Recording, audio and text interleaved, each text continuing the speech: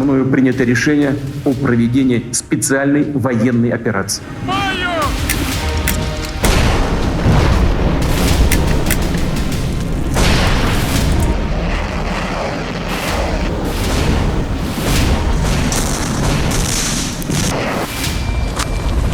हम यहाँ पर आए, हमें आगे उन्होंने आर्मी सोल्जर बना दिया और आगे हमें भेज दिया। हमारे साथ बहुत बड़ा धोखा हुआ।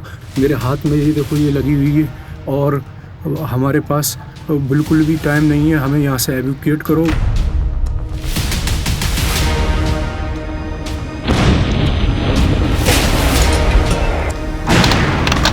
जो ग्रेनाइट बम होता है उसको मैंने सोचा कि इसको पिन निकाल कर और यहाँ पर लगा लूँ। इस तरह मरने से बेहतर आसान मौत तो मिल जाएगी मुझे।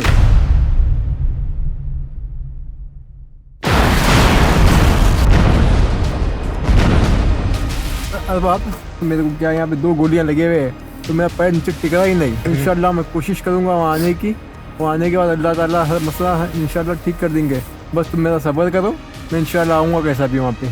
ठीक है ना? दुआ में गुजारिश मेरे भाई। अल्लाह हाफिज़।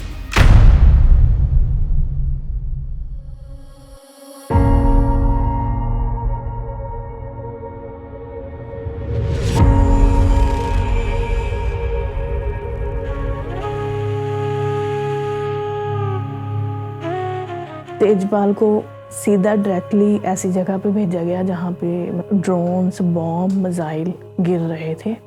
सुबह इसने जब लास्ट टाइम मेरे को, मैं जा रहा हूँ, दूर से किया ना, उस टाइम भी सर मुझे लास्ट पे जब उसने एक बात बोली कि नमाज पढ़ना भैया मेरे लिए दुआ करना, बस उस टाइम मुझे ठक्सा हुआ यहाँ पे। रूस के लिए ना ये उसकी लास्ट जिद थी।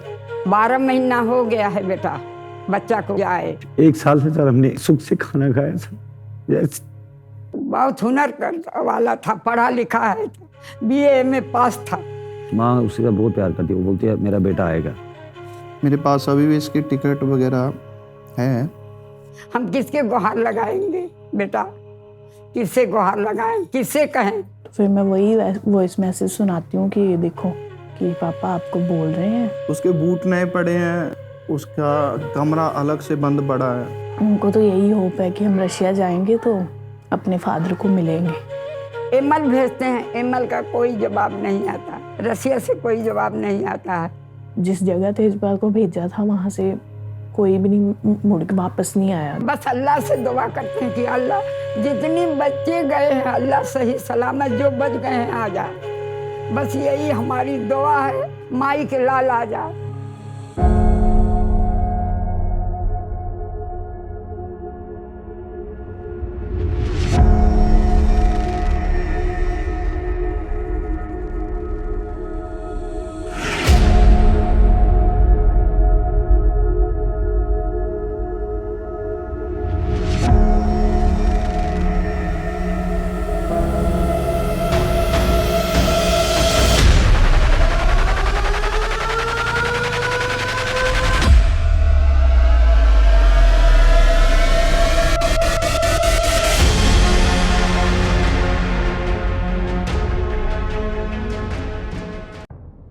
मैं बहुत हैरान था जब पहली बार मुझे रूस यूक्रेन वॉर में फंसे भारतीयों से जुड़ी खबर पता चली। यह मामला जितना सिंपल लग रहा था, इसकी इन्वेस्टिगेशन में उतनी कहानियां उलझती दिख रही थी।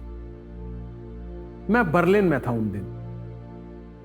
जैसे ही यह खबर मुझे पता चली, मन में कई सवाल खड़े हो गए।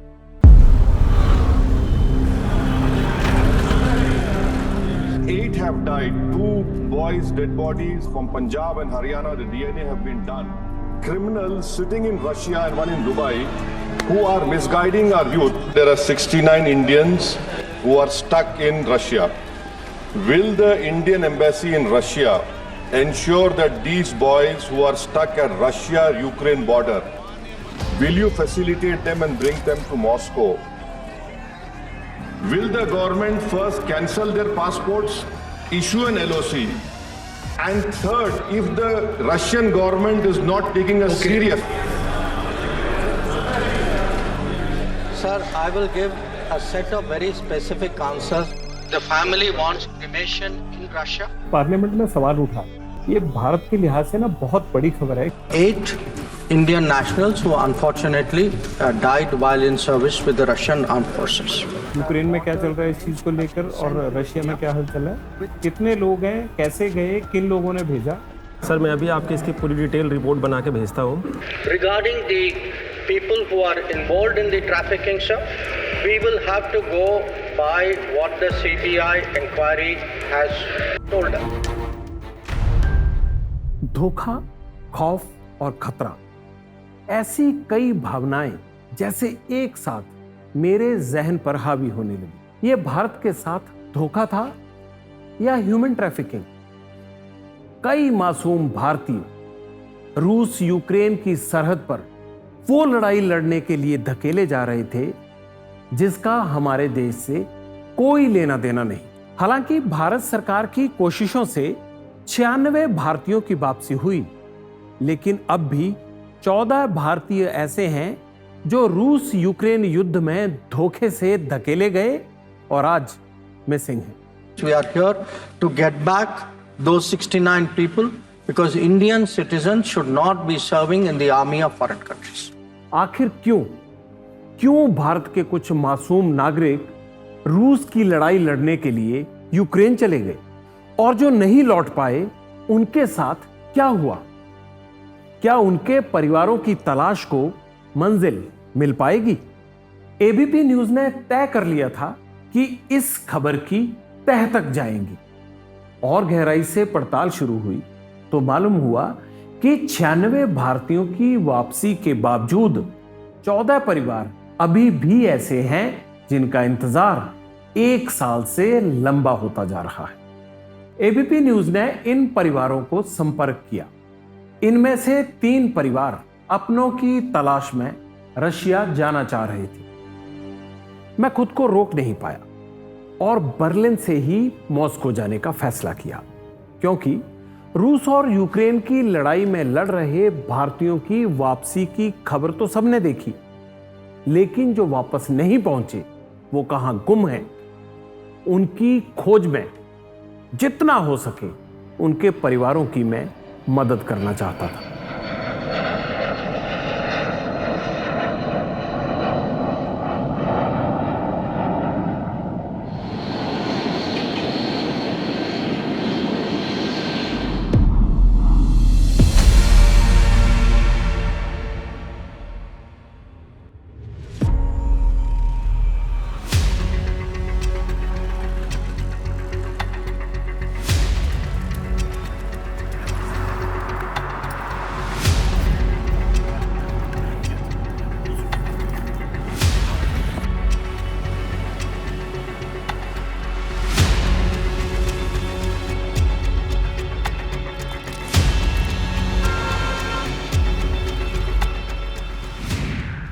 गरीबी है, बेरोजगारी है, मजबूरी है और डॉलर ड्रीम है, लेकिन इससे भी बड़ी वजह है धोखा।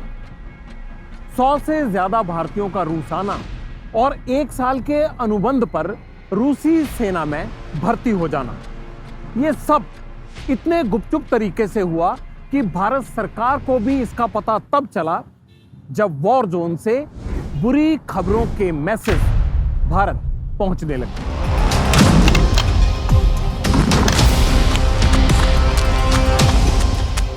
मेरी रिक्वेस्ट है इंडियन गवर्नमेंट से और सबसे, हमें यहाँ से निकालिए, वरना ये लोग हमें आगे फ्रंट लाइन पे मारने के लिए भेज रहे हैं। ड्रोन गिरते हैं, आर्टिलरीज गिरती है, हमारे पास 0% एक्सपीरियंस है।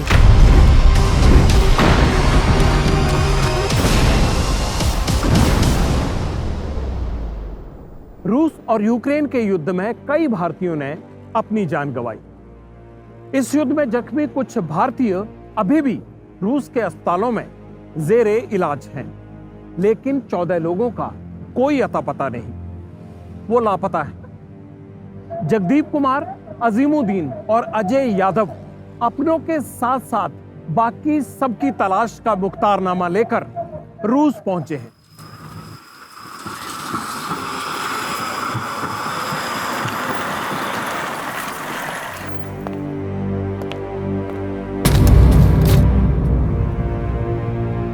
ये जगदीप मनदीप कुमार का भाई है बड़ा, जो उसको ढूंढने के लिए आया है। वो पिछले 1 साल से मिसिंग है।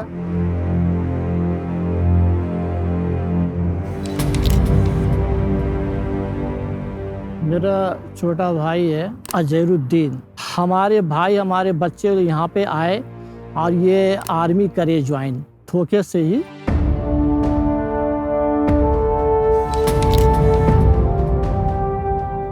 हमारे फादर रसिया यूक्रेन युद्ध में रसिया के लिए लड़ते हुए शहीद हो गए और हमारे मामा विनोद यादव जो 25 अप्रैल 2024 से लापता हैं, उनसे बात नहीं हो रही है। 8 मई से वो मिसिंग है, मगर कहाँ है? यूक्रेन जेल में है या वार जोन में है।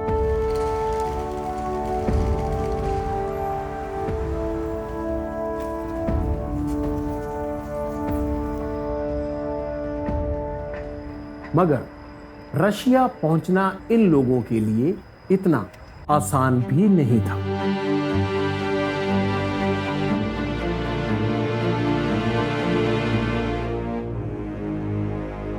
एक तो जो है कैसे कैसे हम लोग आए, पैसे वैसे जो है नहीं थे, और टिकट एक लोग जो करे हमारी मदद करे। मेरे घर की जो हालात हैं बड़े ख़राब हैं, कमाने वाला नहीं है कोई भी।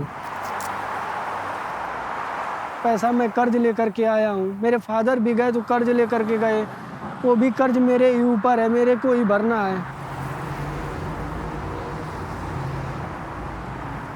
वहाँ पहुँचते ही हमको मॉस्को एयरपोर्ट पे तो इमिग्रेशन जो मॉस्को की है उन्होंने हमको रोक लिया। उन्होंने हमको 3 से 4 घंटे बिठाए रखा। हमारे पासपोर्ट ले लिए, हमारे फ़ोन्स ले लिए, हमारे बैग्स थे उनमें हमारी फाइलें थी, उन्होंने सब कुछ चेक करना शुरू कर दिया।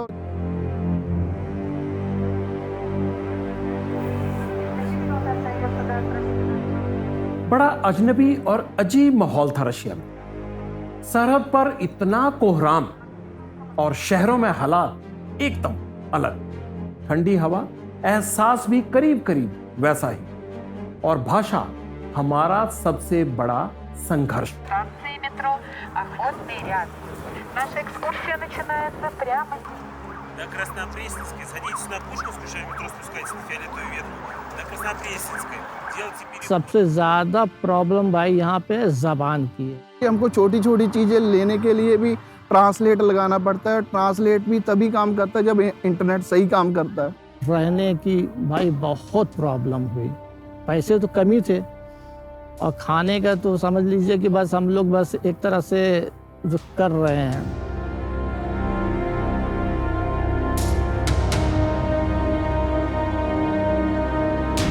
हमने जो भी किया है अभी तक अपने सर पे किया है, जहाँ अपने खर्चे पे किया है, जहाँ पे आने को लेके बोल लीजिए, किस किस मुसीबत से निकल के अभी तक यहाँ तक पहुँचे हैं।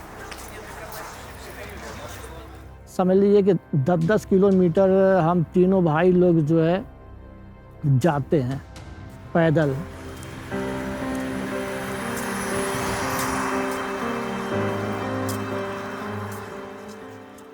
एबीपी न्यूज ने फैसला किया कि रूस यूक्रेन वॉर में फंसाए गए इन भारतीयों के परेशान परिवारों को अपनों की इस खोज में अकेले नहीं छोड़ा।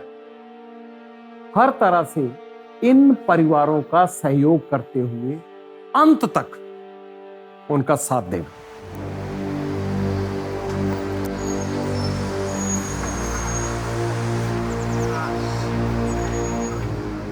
तमाम भाइयों के साथ में ऐसा हुआ है फ्रॉड। आप यहाँ से रहोगे, सिर्फ एक ही खबर तुमको जो है मिलेगी कि मिसिंग है।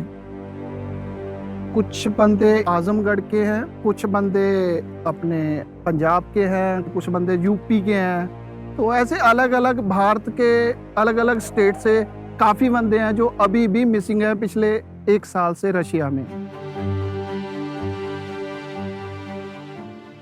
रूस में भाषा के चैलेंज से जूझते हुए अपनों की तलाश करना लगभग नामुमकिन सा था।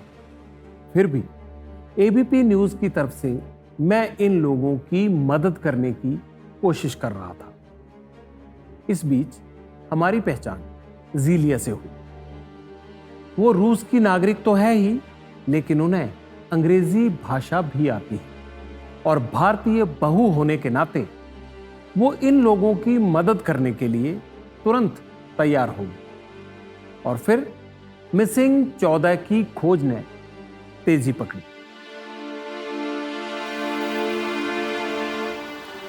मैंने यहाँ के बंदे से कांटेक्ट किया, खान भाई से कांटेक्ट किया, तो यहीं के हैं। उन्होंने मेरे डॉक्यूमेंट वगैरह ट्रांसलेट करवाए यहाँ की भाषा में।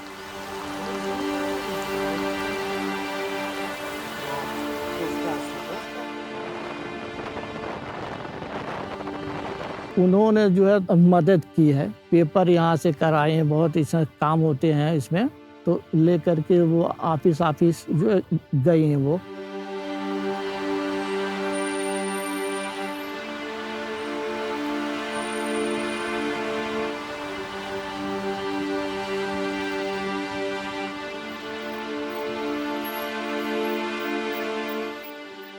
Yes, I'm just, it's not a big deal. I think what I'm doing, it's mostly translator work. And as you know, my husband is Indian, yes, so that's why I'm connected with India. They need my help. So I just did what I could.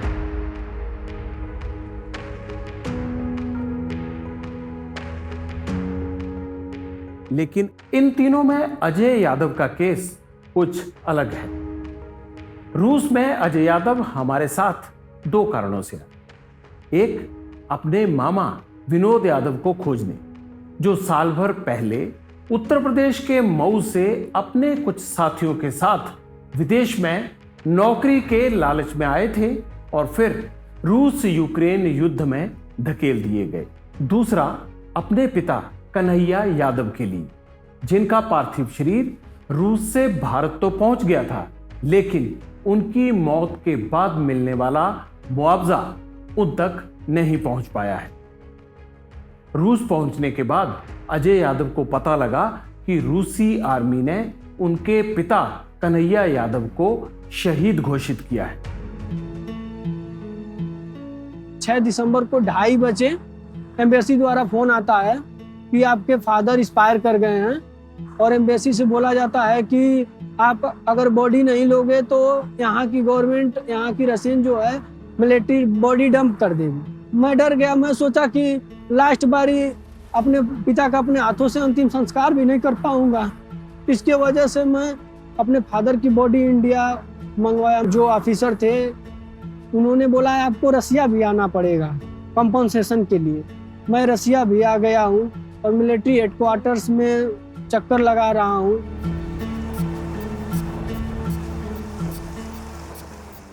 रूस में एक साथ 2 process चल रहे हैं।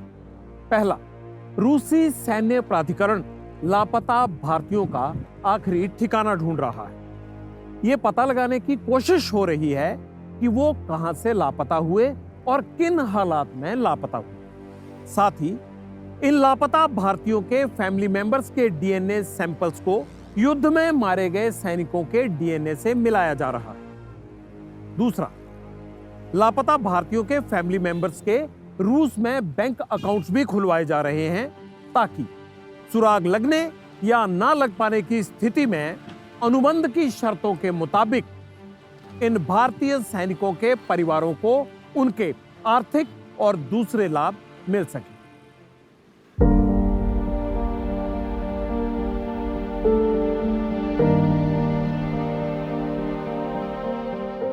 मेरे माँ के नाम पे अकाउंट खुला सुबैर बैंक में। यहाँ पे मेरी माँ मेरे को पावर ऑफ अटॉर्नी दी रखी है, उसके बेस पे यहाँ पे मेरी माँ का अकाउंट खुला है। अभी फंड अप्लाई करना है, यहाँ किसी मिलिट्री दफ्तर में करना है, कहाँ करना है, ये एम्बेसी वालों ने हमें नहीं बताया अभी। जीलिया के सहयोग से अजीमुद्दीन, अजय और जगदीप ने कई औपचारिकताएं पूरी की और तीनों ने मॉस्को में अपने अपने बैंक अकाउंट खुलवा लिए।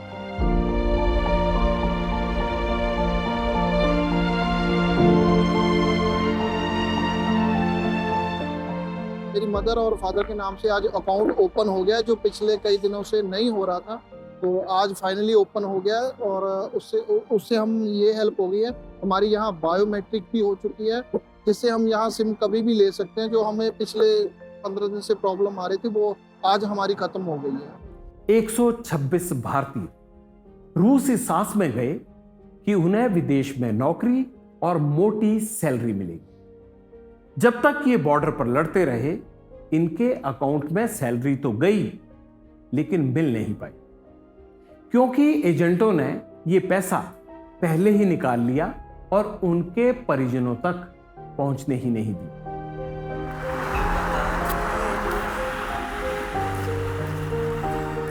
तो एक्सीडेंटल का इंश्योरेंस था 30 लाख रुपए, इंडियन रुपीज में जो 30 लाख बनते हैं, वो भी उनके अकाउंट में 17 तारीख 2024 मई को आने वाले थे, लेकिन वो एजेंटों ने निकाल लिया पूरा, सैलरी, वो पैसा सब कुछ निकाल लिया। लेकिन अब भी कुछ पैसा बाकी है और एबीपी न्यूज की ये कोशिश है कि कम से कम ये पैसा तो उनके गरीब परिवार वालों तक पहुंचना ही चाहिए। उन्होंने मेरे को डाटा दिया, थोड़ा एक पेज दिया उन्होंने मेरे को, जिस पे उन्होंने मेंशन किया हाँ ये बंदा 21/3/24 मार्च का मिसिंग है। हमारे आने के ये फायदे हुए भाई, 3-4 पेपर मिले, साबूत के तौर पे मिले, जिसमें एक में उसने मिसिंग डेट का मेंशन किया हुआ है, एक में उसने बटालियन नंबर मेंशन किया हुआ है, एक में उसका कुछ लिखा हुआ है भी, इसकी जो ज्वाइनिंग थी जहाँ की थी वहाँ पे इसका जो रिकॉर्ड वगैरह वो लीजिए। मैं मॉस्को में आया था, वो जो ज्वाइनिंग का लेटर था वो सेंट पीटरबर्ग में था। मैंने जीलिया से रिक्वेस्ट की कि वो हमारे साथ सेंट पीटरबर्ग चले।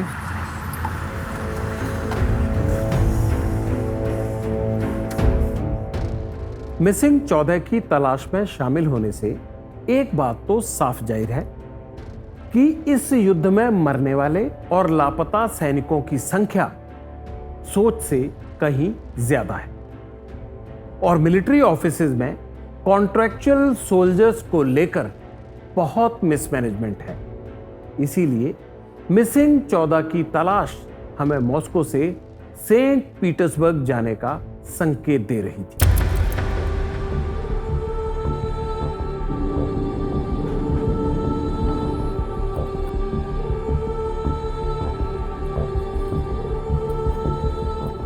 Evacuation slides and located on the left and right sides, in the front and rear parts of the aircraft.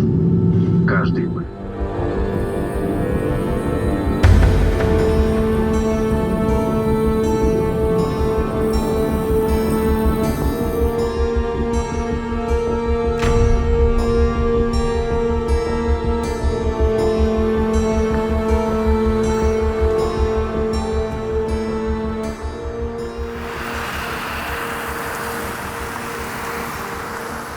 Saint Petersburg आना इसलिए जरूरी हुआ क्योंकि रूस के 300 साल पुराने इसी शहर में एक सुराग दस्तक दे रहा। लापता भारतीयों की किस्मत का वो पन्ना शायद इसी शहर में लिखा गया, जो ना सिर्फ उनकी तलाश का इकलौता जरिया है बल्कि सबसे बड़ी चुनौती भी।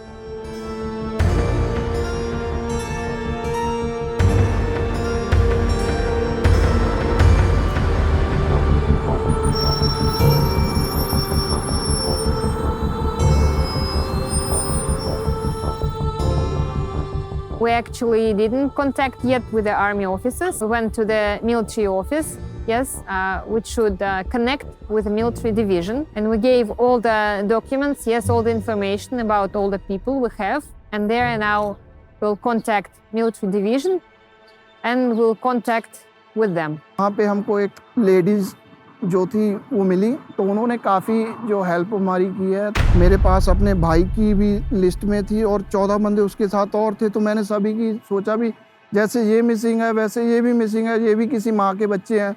तो मैंने 14 की 14 बंदों की जो लिस्ट थी मनदीप के साथ वो जीलिया को दी और जीलिया ने जो ट्रांसलेट करके उनकी भाषा में रशिया में तो उनको दे दिया। This military office is a connection, okay? They're working as like a post office, okay? Because the target of military division is to fight, okay? So these guys are dealing with people, yes, who are coming and they're fulfilling their request. So you come with a request, yes, and they should help you with that request. So they are also not giving any evaluation, nothing. I just asked for this type of documents for these people, and they will answer to me. We are in connection. हमने कम से कम 3 से 4 office 2 दिन लगातार 3 दिन लगातार हम घूमे। जितने इंडियंस मिसिंग हैं वहाँ पे उन्होंने सभी लोगों के batch number, date of birth, passport number सब लिए और बोले यहाँ से 1 से 2 वीक या तो 1 महीने, 2 महीने, 6 से 8 महीने तक भी लग सकते हैं।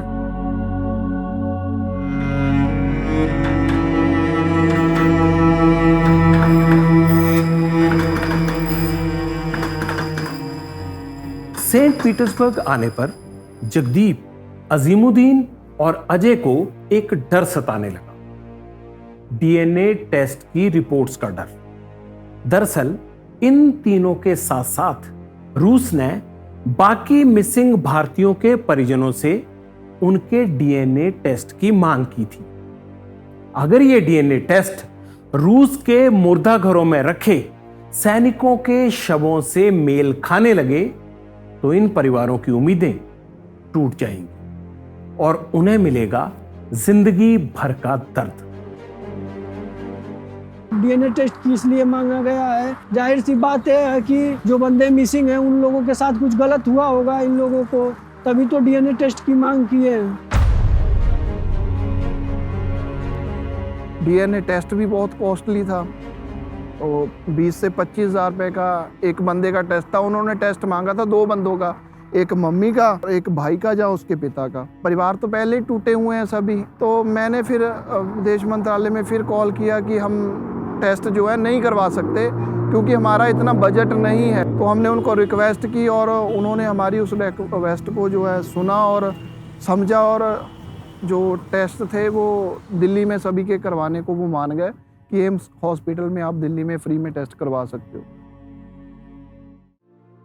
बेशक प्रधानमंत्री नरेंद्र मोदी ने 126 भारतीयों के रूस में फंसे होने की खबर सामने आने के बाद विदेश मंत्रालय को उनकी तुरंत वापसी के निर्देश दिए। ऐसे में 96 भारतीय अब तक वतन लौट भी चुके हैं। कुछ मृत घोषित हो गए, लेकिन 1 साल बीत जाने के बाद भी 14 भारतीय रूस में अब भी मिसिंग है। ऐसे में यह मामला संसद में भी गूंजा। The Russian side has requested for DNA sample. That DNA sample is being provided. They have sought a DNA test report to identify him. This has been sent to the Russian side. We are following up.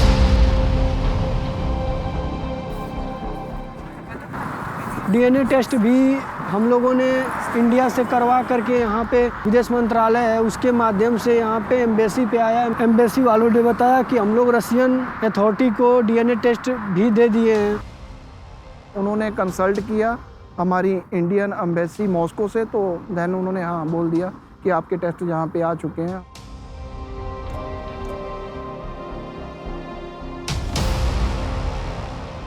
There is one center, it's called 522, a unified center for transferring bodies.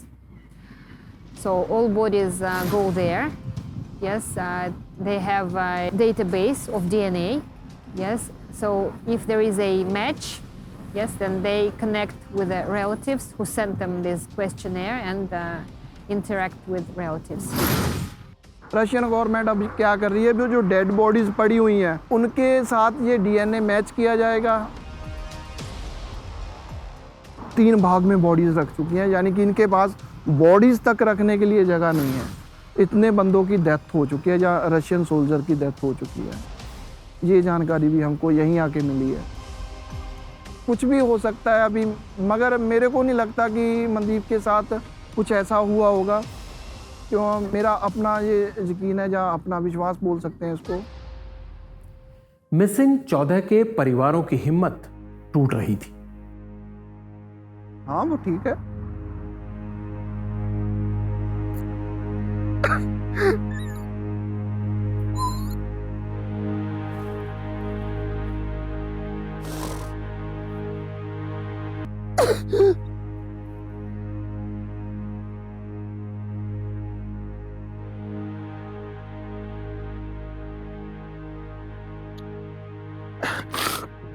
हाँ वो ठीक है, मेरे को मालूम है वो ठीक है। यही बात मैं रोज अपने आप को समझा के लड़ने निकलता हूँ कि वो ठीक है, इसलिए मैं यहाँ तक पहुँचा हूँ।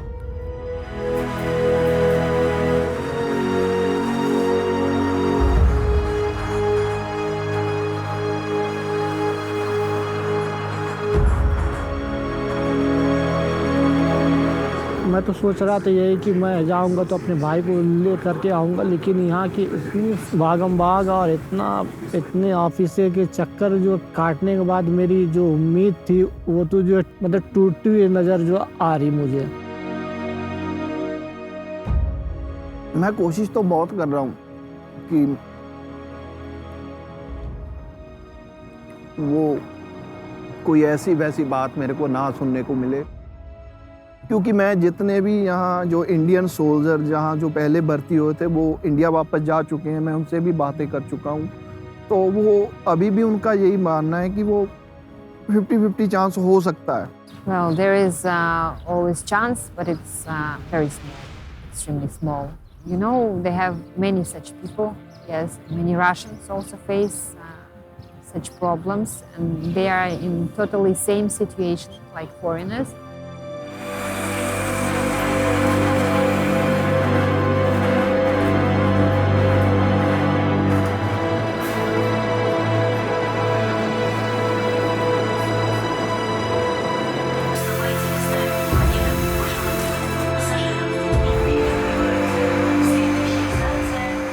दो चार बातें जो बहुत मुझे बहुत वो करती है, हॉट बहुत तकलीफ जो है देती है, वो मैं जो सोचता हूँ तो बहुत तकलीफ।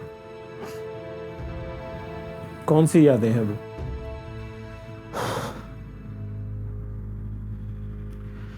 जैसे उसका जीत करना किसी भी चीज़ को लेके।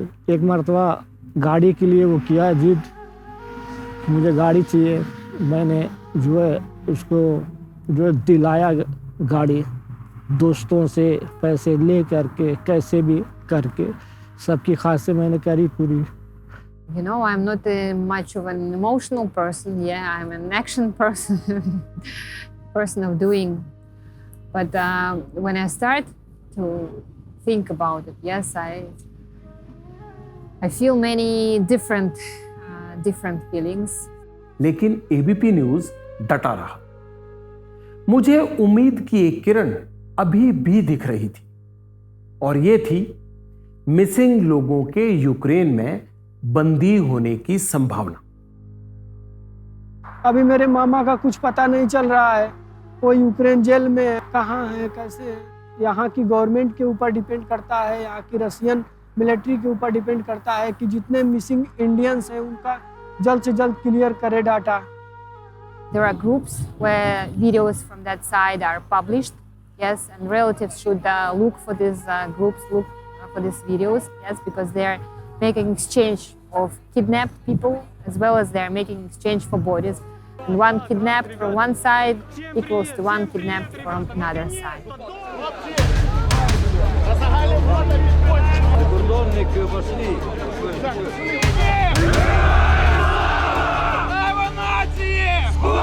The difficulty of this work is that you knock on one door, yes, and if they are saying that we cannot help you, yes, I go to another door and go to every doors, yeah, and find kind people.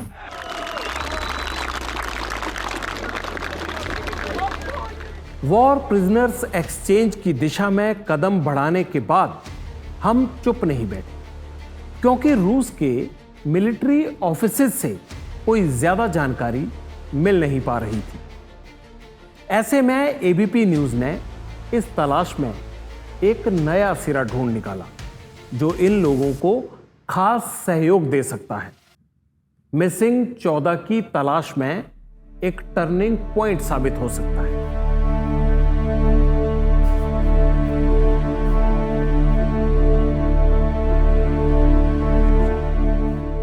मैंने रूस में 2 ऐसे NGO से संपर्क किया जो रूस Ukraine border पर सैनिकों को मदद पहुंचाने के साथ साथ लापता सैनिकों की वापसी के लिए भी काम कर रहे हैं।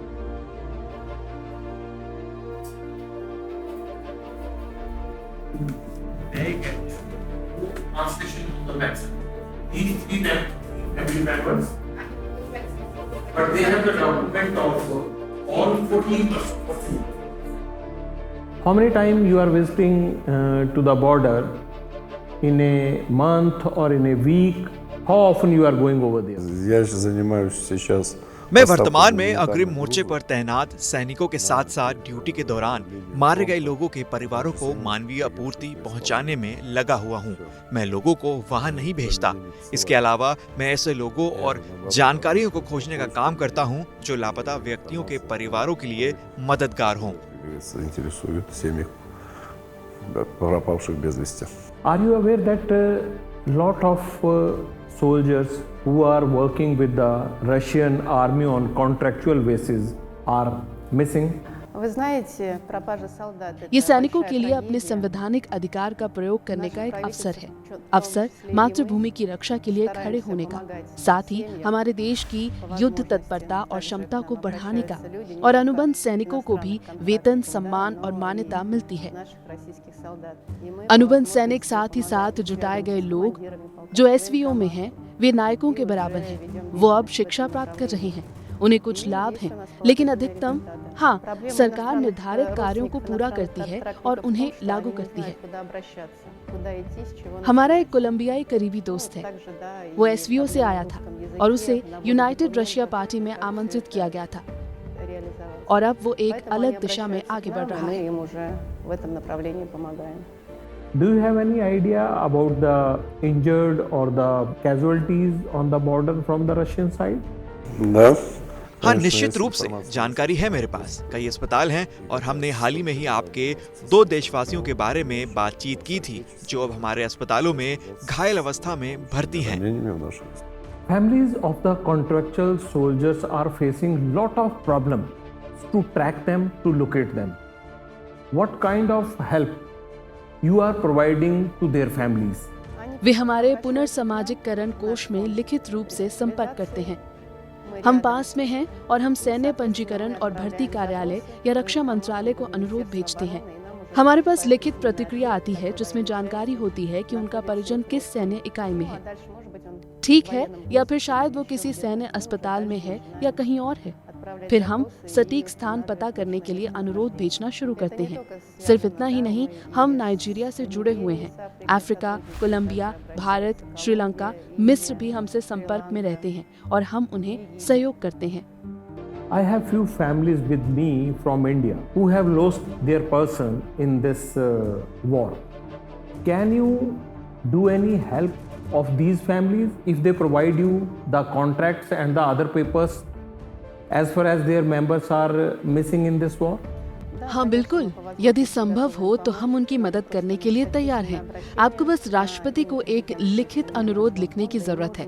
इसके लिए आप मुझे या हमारे फाउंडेशन को लिख सकते हैं। इसके आधार पर हम संबंधित अधिकारियों को अनुरोध भेजेंगे। I have the list of the 14 Indian contractual soldiers who are missing on during the war. So if I provide you that list, can you help their family to find out where they are right now? Are they alive or not? हाँ, हम उन्हें ढूंढने के लिए हर संभव प्रयास करेंगे। रूस यूक्रेन युद्ध में मिसिंग 14 के परिवारों के लिए उम्मीद की किरण बना एबीपी न्यूज। अभी तक आपने 3 परिवारों का संघर्ष देखा, लेकिन ये कहानी यहीं खत्म नहीं होती। एबीपी न्यूज उन घरों तक भी पहुंचा जो अपनों की तलाश में रूस तक नहीं पहुंच पाए। इनसे भी आप आगे मिलेंगे। इनमें वो लोग भी हैं जो रूस से वापस लौटे हैं और रूस यूक्रेन युद्ध की रोंगटे खड़े कर देने वाली अब बीती सुनाते हैं। इनमें वो परिवार भी हैं जिनको अपने बेटों का इंतजार है, इंतजार ऐसा जो खत्म होने का नाम ही नहीं लेता। मैंने सुसाइड करने की कोशिश भी की थी। मैं खुद को गोली मारना सोचा वहाँ पर सर। उसके बाद में जो ग्रेनाइट बम होता है उसको मैंने सोचा कि इसको पिन निकाल कर और यहाँ पर लगा लूँ, उसके बाद में कम से कम आसान मौत तो मिल जाएगी मुझे। बोला नहीं जाओगे तो तुमको यहीं पे शूट कर देंगे, जाना पड़ेगा। हम लोग को धमकी देने लगा, नहीं जाओगे शूट कर देंगे यहीं पे। वहाँ पे खाना नहीं है, पानी नहीं है, क्योंकि जो भी लेकर आता है, क्योंकि वो भी रास्ते में ऑलमोस्ट 10 सोल्जर आते हैं, उसमें से 2-3 पहुँच पाते हैं, बाकी मर जाते हैं। तो हम लोग को लगभग 10 दिन तक एक रूम था नीचे पूरा खाई में अंदर, उस रूम में लाइट भी नहीं था, कुछ भी नहीं था। 10 दिन तक उसमें हम लोगों को रखा था।